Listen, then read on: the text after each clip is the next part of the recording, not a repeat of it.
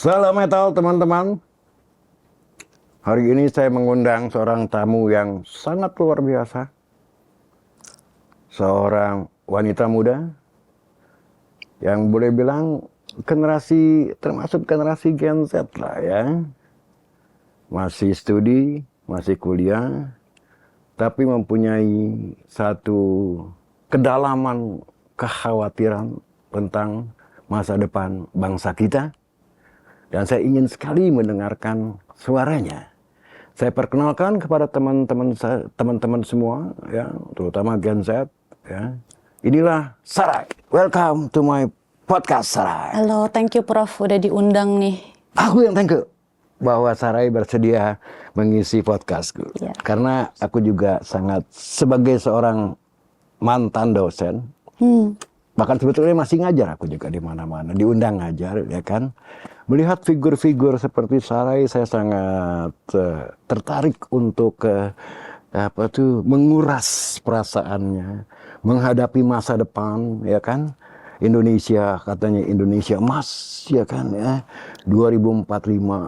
Bukan tanpa alasan, sebab kita punya yang namanya bonus demografi, ya. Yang dimaksud bonus demografi adalah rata-rata usia penduduk kita itu ya 27, 28, ya kan, ya. Saya rasa ya Sarai mungkin di bawah itu kali ya kalau saya lihat, ya. Nah, rata-rata masih sangat muda dan kita selalu mengumandangkan yang namanya Indonesia emas dengan bonus demografi tadi. Nah, kenapa demikian? Sebab negara-negara lain itu seperti Jepang, bahkan Cina, ya, itu udah menjadi aging society, ya. Masyarakat yang sudah menua, ya. Dan ini kalau menua artinya produktivitas mereka jatuh, ya kan, ekonomi mungkin akan terganggu pertumbuhannya. Nah, sekarang saya pengen tahu nih ya komen-komennya Sarai, ya, sebagai wakil daripada generasi muda yang akan meneruskan Indonesia ini menjadi generasi atau generasi emas, ya, Indonesia emas nantinya. Benar nggak sih ternyata itu banyak sering yang memplesetkan Indonesia emas Jadi menjadi Indonesia cemas. Gimana? generasi cemas gitu ya. Iya, gimana? Iya, gini Prof. Tapi saya pengen Anda sedikit barangkali menceritakan sedikit ya latar belakang sedikit aja, kan ya, mungkin aktivitas gitu loh ya. Iya, jadi aku sekarang sebenarnya masih mahasiswa, udah tingkat akhir. Masih? Udah selesai nih kelas-kelas aku. Oke. Aku lagi nungguin reviewer buat meng-ACC paper itu karena ini buat kelulusannya, syarat kelulusan. Ambil jurusan apa, Sarai? Psikologi. Nanti tuh aku mau cerita dari sisi psikologi. Wah, keren. Anak-anak Gen Z gitu ya menghadapi kondisi seperti ini. Seperti gitu. ini. Oke, teruskan. Gimana kira-kira? Iya. Indonesia cemas bener nggak sih? Gini ya Prof ya, aku mau cerita dulu nih dari perjalanan belajar aku mengenai tentang mempelajari psikologi gitu. Jadi kita tuh kan manusia tuh ada yang namanya lifespan development. Perkembangan sepanjang hayat. Di tiap fase-fase kehidupan ini itu ada tantangannya tersendiri. Betul. Dan ada tugas-tugas perkembangan yang harus diselesaikan. Oke. Nah, setiap fase-fase perkembangan ini khas tantangan dan tugas-tugasnya itu. Di usia-usia Gen Z ini, which is adalah remaja akhir menuju dewasa awal, itu banyak banget terjadi pergolakan di dalam dirinya gitu, ya kan? Jadi terlepas dari dunia luar itu di dalam dirinya juga ada satu dinamika. Ada dinamika yang sangat besar. Dia lagi mencoba untuk forming identity yang lepas dari identitas yang disematkan oleh orang tuanya, oleh lingkungannya. Dia lagi mencoba gitu, meramukan dirinya gitu kan. Dia mencoba menemukan dirinya. Dia mencoba untuk jadi independen dari yang awalnya dependent. Dia punya tekanan sosial untuk segera bisa produktif, untuk segera bisa give back to the community, menunjukkan dirinya lah ya, bahwa dia bukan manusia yang idol ya. Iya gitu kan, sambil ada mungkin tuntutan ekonomi segala macam. Secara garis besarnya, tanpa perlu diapa-apain, Gen Z ini memang udah secara perkembangannya waktunya cemas. Iya. Memang sudah waktunya cemas karena memang lagi fase titik perkembangannya itu di situ. Secara lagi natural memang Iya. lagi di sana. Iya, karena makanya ada istilah quarter life crisis, Iya. segala macam gitu kan. Iya. Tapi yang Sare juga pelajari selama belajar psikologi, perkembangan ini, proses perkembangan ini dalam ya menyelesaikan tantangan-tantangan tadi, itu ternyata nggak cuma faktor diri kita sendiri, Oke, lingkungan tapi juga. lingkungan, Oke. ya kan. Bronfenbrenner, Iya. ya bilang gitu kan ada ekosistem gitu. Oke. Jadi di luar individu-individu ini kan ada layer-layernya gitu kan, Betul. yang mempengaruhi dia. Iya. Termasuk government, termasuk kebijakan publik, termasuk kondisi ekonomi yang melingkupi kehidupan dia Iya, gitu loh. iya. Jadi kan itu pertanyaannya.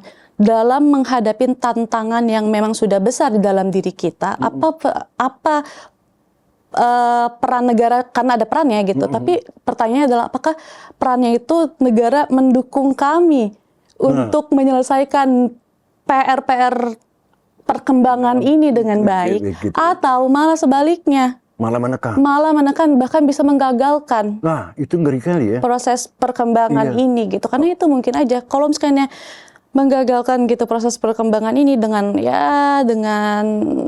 tidak menyediakan lapangan pekerjaan, sementara kita butuh butuh independensi itu, kita butuh sense of autonomy itu, kita butuh menjadi manusia-manusia yang memiliki aspirasi. Tapi kalau misalkannya salah satu caranya adalah misalkannya lapangan pekerjaan gitu, itu nggak tersedia, itu juga sangat berpengaruh buat kita ya. gitu. Ya, sebab gini ya, memang generasi muda ini apalagi sekarang boleh dibilang mayoritas ya, makanya kita mendapatkan stempel sebagai young population ya negara kita ya, dengan rata-rata usia 27-28 tahun, dan itu masa-masa yang sangat produktif sekali ya kan ya. Nah, cuman kalau menurut saya sih sebetulnya juga pemerintah harus paham ya, aspirasi generasi muda sekarang ini yang lahir dengan teknologi ya kan, dengan handphone ya kan, dengan IT, beda dengan generasi sebelumnya, milenial ya, yang selesai sekolah ketok pintu ya kan, ke perusahaan-perusahaan atau ke pemerintah untuk mencari pekerjaan.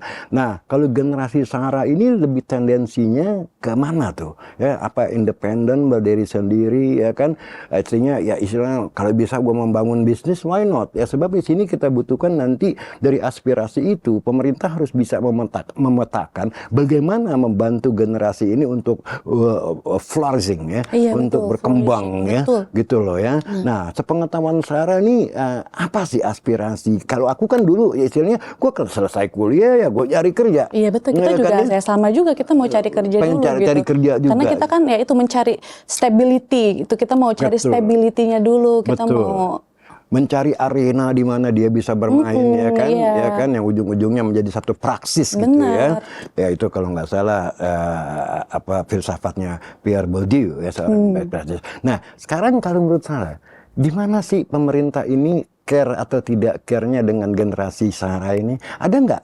Sedikitnya ada nggak sisi positif mereka? Kan ada Kementerian Kreatif, Pariwisata, kalau nggak salah ada Menpora dulu, ya kan ya, yang seharusnya menurut aku concern-nya adalah kepada generasinya Sarah gitu kan ya. Apakah memberikan insentif, apakah mengadakan satu forum-forum diskusi untuk membangun generasi ini? Ada nggak kayak gitu-gitu? mungkin ya kalau misalkannya saya lihat dari ya di sosial media gitu kan, mungkin aktivasi-aktivasi kayak gitu juga dilakukan sama pemerintah, tapi kan masalah impact-nya ya nggak begitu kerasa gitu. Bahkan yang tadi aku ceritain itu, kemarin pemerintah kan kayak merayakan turunnya angka TPT itu kan, 5,86 ke 4,68 gitu kalau nggak salah ya, dirayakan gitu. Bahwa ya ternyata tingkat pengangguran terbuka turun. Tapi kalau misalnya kita zoom in datanya, sebenarnya dari tahun ke tahun angka penyerapan tenaga kerja di usia-usia Gen Z ini itu angkanya tetap aja besar di 16%, sekitar 16%. Ya, gitu. itu nyambung sih sebetulnya dengan misalnya dengan kita ambil salah satu contohnya ya. Misalnya tenaga kerja itu kan larinya ke manufacturing industry ya, ke industri pengolahan gitu kan. Kita lihat bagaimana manufacturing industry itu kontribusinya terhadap PDB turun dari 30% sampai ke 17% ini hari. Artinya apa? Ya sektor-sektor sektor yang menciptakan lapangan kerja ini memang nggak jalan ya. Nah yang kedua kita lihat ya, labor force kita ya, tenaga kerja kita yang terserap di formal sektor itu cuma 48% kan. Artinya ya dia tidak menciptakan lapangan kerja, selebihnya kan di informal sektor ya. Mungkin untuk teman-teman kayak seperti Sarah ini yang berusaha sendiri, banyak tuh ya saya lihat yang menjadi content creator ya kan ya, yang menjadi yang mendapat endorsement dalam sosial media. Nah itu kan boleh dibilang entrepreneur muda ya, yang istilahnya gini, gue nggak dapat kerja di sana ya gue harus survive kan gitu ya kan ya, syukur-syukur gitu kan. Beda sama zaman saya, waduh gue kalau nggak kerja ngapain nih ya, paling nggak bikin gerobak ya, dagang bakso lah atau dagang bubur ayam lah segala macam ya, sama sekali nggak nyambung gitu loh. Nah kalau Sarah sendiri ngelihat ya, dari teman-teman Sarah yang istilahnya aktif ya, berdiri sendiri ya dengan menggunakan teknologi media sekarang ini, IT ini ya, aku dengar ada yang menjadi reseller ya kan ya, produk-produk diambil barang dari mana dia salurkan ke channel-channelnya gitu loh ya. Nah kalau menurut Sarah, apakah ini gejala, kembali lagi gejala bagus atau gejala buruk? Gejala bagus seandainya memang mereka memang bercita-cita, oke, kalau negara tidak peduli sama gua harus survive. Ya kan ya. Nah, bagaimana caranya survive ya? Gua harus bisa kreatif, gitu kan ya. Ya kan? Kayak gitu-gitu ya. Nah, Sarah melihat itu enggak? Tapi kan beda-beda ya, nggak semua orang bisa memutuskan jalan keluar dia dari kesulitan-kesulitan mencari pekerjaan itu dengan menjadi reseller Shopee atau misalnya menjadi influencer. Kayak nggak semua orang saat dia coba untuk jadi hal yang begitu langsung jadi juga, nggak kayak gitu gitu loh. Ini adalah salah satu fenomena juga yang Sarah itu dikasih tahu gitu sama salah satu mentornya Sarah. Beliau adalah ini ya, kayak guru besar di Fakultas Ekonomi UI gitu. Beliau pernah kasih tahu, jadi kalau sekarang tuh ada fenomena ini yang menurut saya relevan banget di Gen Z, yaitu adalah job begging dan job hugging. Jadi sekarang itu Gen Z itu kan meminta-minta, begging for a job, ya kan? We are begging for a job, and while once we get the job gitu, kita cenderung akan hugging onto it, hug tightly onto it.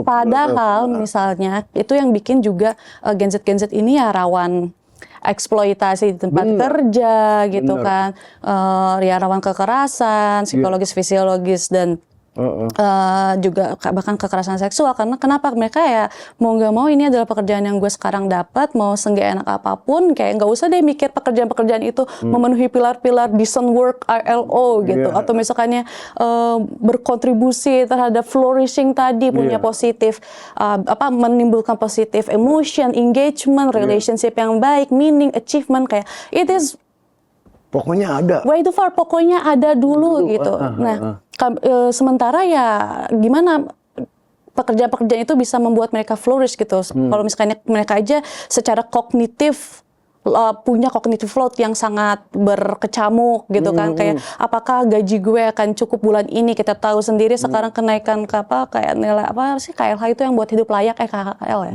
Hidup layak itu ya balapan banget sama upah, bahkan upahnya aja kayaknya nggak cukup buat kita hidup layak gitu. Nah, apalagi ya berpikir untuk kayak pekerjaan itu bisa membuat kita menjadi pribadi-pribadi yang autentik, pribadi-pribadi yang bisa menyalurkan ide-ide kreatif, atau berpikir kayak nggak sampai situ, kita berpikir apakah nanti uangnya cukup sampai akhir bulan, apakah nanti tiba-tiba ibu kos bakal naikin harga kos gitu kan. Apakah nanti apakah nanti ada kebutuhan-kebutuhan darurat yang kita nggak bisa antisipasi, apalagi sekarang layoff tuh di mana-mana. Jadi pekerjaan itu tidak menciptakan, tidak menimbulkan rasa aman sama kita, karena ya instabilitas dan unpredictable-nya itu loh sekarang. Nanti kalau ada robotik, ada AI ya, semakin terancam dong ya. Iya, sekarang banyak loh pekerjaan-pekerjaannya. Aku dengar beberapa perusahaan besar itu boleh dibilang sekarang meng-lay off karyawannya karena sudah bisa digantikan dengan AI, dengan robot gitu kan ya. Nah, generasi emas ini ya kan, Indonesia emas ini ya bisa dibayangkan menjadi Indonesia cemas gitu kan ya. Nah, dari sisi filsafat saya melihat juga memang dari sudut yang lain. lain. Kebetulan saya pernah studi filsafat di Amsterdam, sebelum saya studi econometrics di Rotterdam. Itu kan yang namanya kerja itu kan aktualisasi diri ya. Ya juga. Jadi kerja itu bukan cuma sekedar mendapatkan nasi ya. Iya. Nah, itu menurut saya adalah kayak salah satu kritik saya gitu ya. Kayaknya pemerintah nih sampai ada omongan kayak rakyat nggak mau kaya gitu.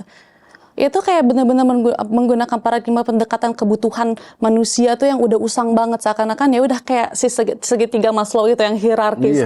Padahal sekarang di manusia-manusia baru ini kita tuh we are a transcendent being, a multidimensional being yang nggak bisa cuma kayak yaudah yang penting lo makan, lo punya tempat tinggal atau nggak bisa. Kita mau self actualization, kita mau menyuarakan aspirasi kita mau use our best cognitive ability gitu loh. Ini menarik. Itu nggak dikasih kesempatannya karena apa? Kita terpaksa berada di survival mode. Iya. Dengan tingkah laku pemerintah yang Ya. Saya bisa ngebayangin sebab di sini ada pergeseran mindset ya dari generasi saya ke generasi baru ini ya. Kembali lagi.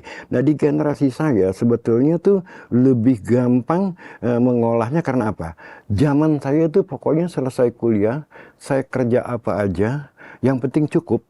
Ya kan, untuk nafkah ya, lantas bikin planning, saya umur 29 udah mulai merit, ya kan, ya kan, lantas bisa cicil rumah, ya kan, syukur-syukur bisa punya kendaraan, kan gitu kan ya, dan pada zaman itu kelihatan aman-aman aja. Betul. Tapi sekarang dengan turmoil ya, teknologi yang canggih, pasti lebih cemas dong. Pasti lebih cemas, Prof. Jadi kayak itu yang aku baca gitu ya, itu tuh juga apa ya?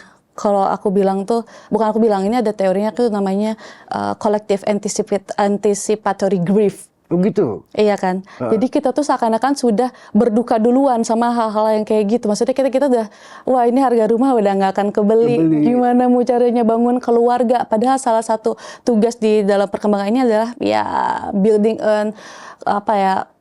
more committed relationship, termasuk menikah gitu kan. Iyalah. Tapi itu jadinya sekarang tuh kayak iya, ini deh, udah putus harapan lah. Iya, Gua nggak tahu mau kawin kapan gitu kan. Iya, itu terjadi kan sekarang kayak ada tren Gen Z menunda pernikahan ya karena itu ya ada collective anticipatory grief tadi. Gitu. Iya, kita larinya ya itu juga ya kalau misalnya kita lihat tuh nggak usah ngomongin mau punya rumah dulu misalnya.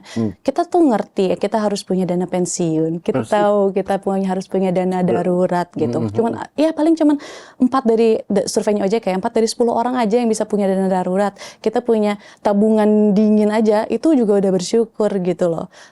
Nah, tapi ini juga ini seru bukan seru ya. Ini tuh suka diomongin sama orang, ini Gen Z tuh nggak bisa nabung gitu kan. Ini tuh Gen Z nggak bisa nabung kayak. Tapi yang ya lihat dong biaya hidup sekarang sama gaji-gaji kita yang imut-imut ini gitu, itu aja udah nggak seimbang. Kalaupun misalnya kita beli affordable luxury goods gitu, terus habis gitu ya kita doom spending dan melakukan calculated fatalism dengan kayak udah YOLO gitu kan, you only live once. Nah menurut aku kalau misalnya kita telisik ke fenomena-fenomena itu kayak ya jangan terlalu simplisis lah ya, kayak ngelihatnya kayak ya ini gara-gara habit aja, ini gara-gara ya kurang literasi keuangan. Menurut aku tuh enggak sih, menurut aku itu adalah coping mechanism karena di dalam menjadi kayak sedang kita merasakan lagi jadi kaum prekariat gitu yang terhimpit sama kondisi ekonomi dan ketidakstabilan gitu kan. Jadi kita mencari kemenangan kecil ya, dan ya udah self otonomi gitu dengan ya udah gue lihat tumbler lucu overpriced ya udah beli karena ya what else we can afford ya, kita nggak bisa mau nabung gimana juga.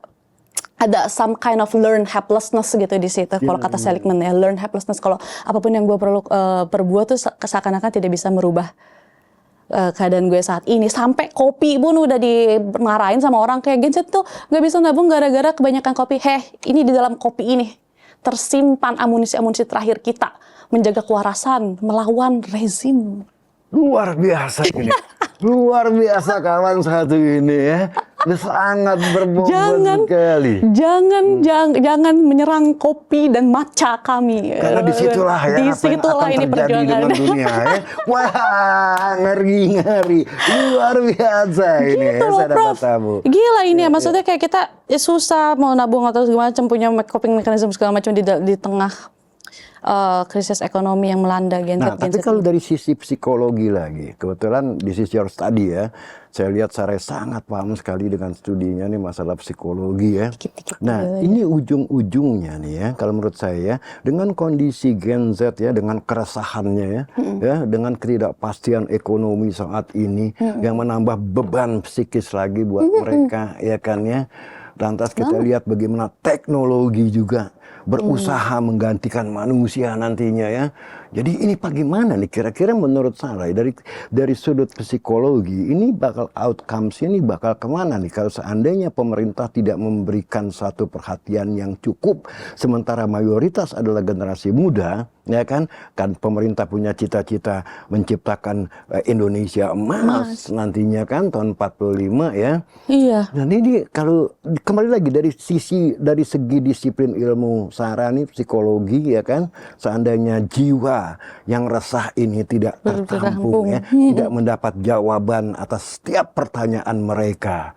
Ya, ini kira-kira jadi bagaimana sih saya ngerti? Iya, bener loh Prof. Kayak itu tuh benar-benar berpengaruh ke psikologi anak-anak Gen Z gitu ya. Apalagi tuh ini kayak benar-benar terjadi gitu ya.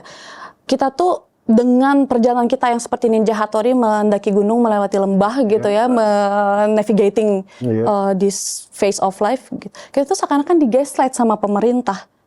Maksudnya digaslight itu seakan-akan apa yang kita rasakan itu tidak nyata dan tidak sebenarnya terjadi. Dengan pemerintah kan kayak bilang sebenarnya ekonomi baik-baik aja, makro kita sehat, dolar bisa bounce back 15.000. Dolar bisa bounce back ke 15.000. Kayak misalkan apa yang kalian khawatirkan, negara ini kuat gitu, negara ini akan tumbuh. Sementara kita menjalani kehidupan seperti ini coba, itu kan merasa kayak, jadi sebenarnya Sarai ini dan teman-teman Sarai itu tinggal di realita yang sama nggak sih sama pemerintah? Itu tuh gimana sih Prof ini? Sebenarnya apa sih Prof yang terjadi nih Prof? Kan dulu tuh ada yang istilahnya kabur aja dulu. Ya kan ya? Ya kalau nggak suka di sini ya akan kabur aja dulu. Nah itu kan bukan respons pemerintah yang baik ya. Seharusnya mereka mendengarkan ya keluhan-keluhan generasi muda ya. Kabur aja dulu gitu kan ya, kalau mau kabur aja. Nah menanggapi ini tentu melukai hati ya. Iya. Ya kan pastilah ya generasi muda ini merasa semakin ditinggalkan kan begitu ya kan. Loh aku minta tolong kok malah diusir dari rumahku sendiri gitu kan ya. Nah dari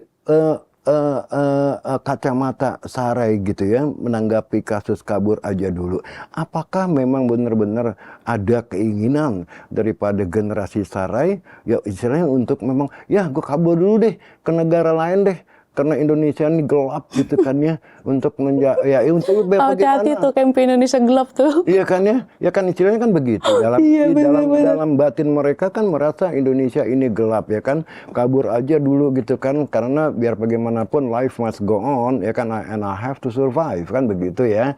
Ya kan beda sama generasi saya dulu kabur aja dulu ya dalam rangka menimba ilmu ya, kita banyak belajar kayak saya ke Belanda, teman-teman ada yang ke Amerika, ada yang ke Australia, dan setelah itu mereka pulang ya kan untuk mendapatkan masa depannya di negeri ini gitu loh ya. Dan sekarang kita lihat bagaimana orang-orang yang kreatif malah dikriminalisasi gitu. Iya ya, anak-anak muda yang berkarya dari luar iya ngeri banget. Itu tragis ya. Ya semua asal IBAM tuh ya kalau nggak salah ya, yang terkait dengan kasus. Nah, padahal dia tuh expert banget loh ya. Jadi negara sudah tidak bisa membantu, malah mengkriminalisasi orang-orang yang mau berkorban untuk negara gitu kan ya. Iya itu juga kalau misalnya Sarai sih, I cannot speak for everyone gitu ya. Kalau misalnya Sarai sih soal kabur aja dulu. Karena mungkin pernah ngerasain tinggal di luar negeri gitu beberapa saat gitu. Dulu di mana? Dulu pernah di mana? Dulu aku pernah di Bukares. Kalau tahu Bukares it's not a popular country kan. Kalau Europe wajahnya Eastern. mirip Eropa Timur ya. Kalau bukan Eastern Europe kalau bukannya bukan Western Europe biasanya kan orang nggak begitu tahu. Udah masuk Eastern kan ya?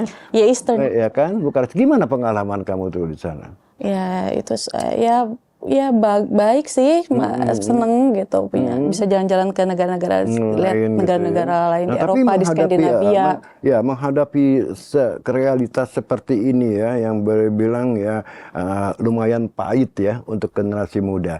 Nah, mungkin you cannot speak for everyone ya kan, tapi at least you can represent the majority of your generation gitu kan ya. Apa sih, ada nggak sih di teman-teman kamu tuh yang ngedus-ngedus, gue mendingan ke Amerika lah ya. Amerika udah dilarang sekarang nih masih Trump ya kan ya. Atau gua ke Eropa ya kan. Iya, pasti ada loh mereka. Australia gitu kan ada ya kayak gitu. Iya, banyak yang bercita-cita kayak gitu. Kayak gue mau tinggal di sana terus gue apply permanent resident atau terus kayak jadi WNA gitu. Kan, ya. Tapi kalau misalnya buat Sarah sendiri, Sarah kayaknya enggak udah cinta sama Indonesia sih, walaupun sepertinya cintanya bertepuk sebelah tangan. Walaupun cintanya bertepuk, I am a hard day romantic. That's why it's a problem. Cocok kita, gue juga nih Rinto ya kan. Ya jadi gini ya kan, aku rasa itu memang ya bahwa survival itu kan dimanapun juga kita selalu istilahnya memikirkan how to survive gitu kan ya, syukur-syukur bisa membangun selain survive bisa membangun masa depan yang lebih baik gitu kan ya. Tapi sekarang dari pihakku ya, aku ngelihat Indonesia ini dari kacamata ekonomi ya kalau boleh ya Sarah ya. Aku lihat Indonesia ini ekonominya pertama tidak baik-baik saja ya. Walaupun pemerintah di satu pihak mengatakan ekonomi kita kuat fundamentalnya and so on, tapi kita lihat on the other side orang tetap memburu dolar gitu kan ya. Dan aku khawatirkan dolar ini nanti bisa ke 25.000 bahkan mungkin higher lagi gitu kan. Yang kedua kita lihat bagaimana ini harga-harga akan meningkat ya, double digit akibat naiknya harga minyak 2 kali lipat seperti sebelum perang. Di samping itu dolarnya juga tinggi, semua kita masih impor gitu kan ya. Nah kondisi semacam ini sadar nggak sih generasi Sarah? Sadar, kita sadar, cuman ya itu tadi itu kecemasan-kecemasan kita itu seakan-akan tidak divalidasi kan. Padahal I think it would be better if they just we're not in a very good condition gitu. Kita ada di krisis. Kayak nggak usah istilahnya dikasih gula-gula gitu loh. Karena maksud kita kalau misalnya ternyata pemerintah juga merasakan hal yang sama, jadi ya oke gitu. Emang ini ada sesuatu yang mungkin kita bisa beresin sama-sama, kita hadapin gitu. Ini kan enggak gitu. Apalagi dengan menurut aku jadinya apa sih kayak dengan pemerintah tidak somehow tidak mengakui atau misalkan menutup-tutupi bahwa sedang ada sesuatu yang terjadi, itu jadinya kita itu punya distrust gitu loh, lama-lama sih tumbuh sih distrust ini gitu. Dan menurut Sarai, pemerintah itu tidak merasa distrust yang tumbuh di generasi Sarai itu yang banyak ini adalah sepele ya? Iya kayak sepele, kayak bukan sesuatu hal yang patut bukan sesuatu yang urgent dan perlu diperhatikan gitu. Padahal distrust ini kalau misalnya dari psikologis gitu ya, itu bisa mempengaruhi banyak hal. Itu turun-temurun tuh nanti. Iya, itu juga bisa turun-temurun, bisa mempengaruhi produktivitas kita secara personal, terus misalnya partisipasi kita secara ekonomi terhadap politik kita akan bersifat yang kayak gimana gitu loh. Dan kayak kalau Durkheim sama Morton kan bilang kayak anomie gitu. Nanti kita lama-lama kayak meretreat diri kita gitu kan, anticipatory grief, kita nggak mau bermimpi gitu. Durkheim ya? Durkheim, Morton dan Durkheim. Wah keren. Terus ilmunya. Abis kayak gitu juga kita ya punya learn helplessness tadi. Coba kalau misalnya bayangkan ini ya, misalnya berjamaah kita, ya udahlah kita nggak usah coba lagi. Gimana kalau anak-anak muda kayak ini pemerintah kayaknya nggak mengadres apa-apa nih isu-isu ini, kayaknya mereka juga nggak peduli sama kita. Padahal mereka selalu bilang Indonesia emas. Iya, kayak let's just stop trying. Karena itu ada angkanya LPM UI loh. Apa tuh? Itu dia maksudnya ini sebenarnya ada irisan-irisannya lagi gitu. Tapi kalau misalnya bisa dibilang tuh ada orang-orang yang tidak bekerja, angka orang yang tidak bekerja karena putus asa mencari kerja ada. Dan itu bertambah dari tahun 2023 ke 2024 ke 2025 gitu. Tambah 1 juta, which is berarti fenomena learned helplessness dan penarikan retreatism ini itu beneran bisa kejadian. Iya, udah mendingan gue give up aja lah. Iya. Nah, udah, it doesn't make sense It whatever doesn't I try. make sense whatever I try. Gila ya, kalau sampai begitu ya. Iya, maksud aku, dan pemerintah tuh nggak melihat si gejala-gejala distrust ini tuh sebagai sesuatu yang harus diobatin penyakitnya gitu loh. Gitu ya. Gitu sih menurut aku. Nah, kalau kita ngomong sekarang secara sektoral ya, menurut Sarah ini menampung generasi Sarah yang udah bilang I give it up, ya kan ya, it doesn't make sense anymore ya to keep fighting, gitu kan ya, karena whatever I try selalu gagal, selalu salah, gitu kan ya. Nah, kalau menurut Sarah ini ya, di sektor-sektor apa aja nih seharusnya mereka ditampung? Kan kita banyak sektor tuh cara ya. Sektor manufacturing, pengolahan, ya, sektor keuangan, ya kan, perbankan, ya kan, pasar modal, ya kan, lantas sektor pertanian, ya kan, mungkin ya ada nggak sih ini generasi Sarah yang bilang, wah, gue pengen jadi petani lah. Kayaknya kita tuh nggak kekurangan orang-orang untuk mengisi semua sektor di Indonesia. Nggak gitu kurang, banyak sarjana-sarjana kita gitu yang bisa ngisi apa. Kayak perikanan bisa, kelautan bisa, perkebunan apa, banyak. Pariwisata banyak. Terutama itu ya. Aku juga lulusan pariwisata by the way, S1-nya. Kenapa? Aku S1-nya pariwisata. Wih, keren. Ya gitu maksudnya, jadi kayak untuk mengisi sektor-sektor itu kita nggak kekurangan orang, tapi kan ya toh tetap aja gitu, nggak ada juga peluang, gitu. Yeah. Tapi ya ini aku nggak mau juga kayak memperlihatkan bahwa misalnya generasi aku tuh kayak pesimis gitu ya. Cuman ya keadaannya emang kayak gini gitu. It is hard for us. Gitu. Tapi kita tuh menurut aku juga generasi yang resilient. Salah satu contohnya adalah despite this chaos, despite all this hingar-bingar gitu, still we persist. Iya, benar. Kita tetap aja nih coba, kita aja ketawa. Itu yang mau aku highlight. Kita nih generasi yang sangat lucu. Kayak di dalam tragedi politik dan ekonomi masih terus aja bisa bikin meme, masih aja komentar-komentar lucunya nggak habis-habis. Kayak tragedi menjadi komedi. Iya, tragedi menjadi komedi. Sebenarnya kan rumusnya itu tragedi dikasih waktu dulu baru jadi komedi kan. Nah, di generasi ini nggak perlu waktu, real time, tragedi lucu, it's funny kayak apa. Walau sampai ada itu kan frasa-frasa yang dibikin Gen Z. Kalau misalnya Pak Presiden pidato sekali kiamat mundur, kiamat lebih cepat sehari, itu kan yang bikin frasa-frasa itu Gen Z gitu. We are funny sih despite the chaotic ini, and I think that is salah satu cara ampuh untuk kita bertahan. Iya kan. Jadi kan. Dan itu adalah salah satu ciri-ciri resilient sih. Ya, itu generasi resilient. We made different. Benar. Nah, aku bandingkan ya sama generasiku lah ya. Di mana pada waktu itu ya generasiku boleh bilang generasi yang hidup di zaman Orde Baru ya. Artinya pada waktu itu kita kenal ada malari ya kan, masih ingat kan ya bagaimana pada waktu itu malari itu malapetaka 15 Januari ya, mahasiswa turun ke jalan ya kan, lantas di dalam rezim Soeharto yang termasuk dianggap otoriter itu ada NKK-BKK yang dirancang oleh Daud Yusuf ya kan. Mahasiswa dikunci ya kan, jauh lebih sadis itu kan ya. Tapi nggak tahu apakah sekarang, aku rasa nggak sesadis itulah ya seperti zaman Orde Baru. Ya aku bisa salah gitu loh. Nah sekarang begini, mengetahui bahwa life is not easy. Life is not easy. Ya. Dan you are the young generation yang pasti dalam tahapan hidup naturalnya sendiri adalah masa-masa yang gelisah. Iya benar. Ya, masa-masa yang resah ya, mencari identitas, ya kan, mencari arena di mana mereka bermain, ya kan, mencari masa depan, ya kan. Dan aku lihat kayaknya ini semakin buat mereka nih semakin hari semakin sumpek kayaknya ya, melihat kondisi, terutama kondisi ekonomi dan nanti juga mungkin kondisi sosial, mungkin juga menjadi kondisi politik. Nah, sebagai penutup perbincangan kita ini dengan satu generasi muda yang brilian, very intelligent, dan tidak kalah cantiknya dari bintang film. Nah, mungkin Sarah punya pesan-pesan kepada teman-teman ya, sesama generasi, dan juga pesan-pesan misalnya kepada pemerintah gitu loh.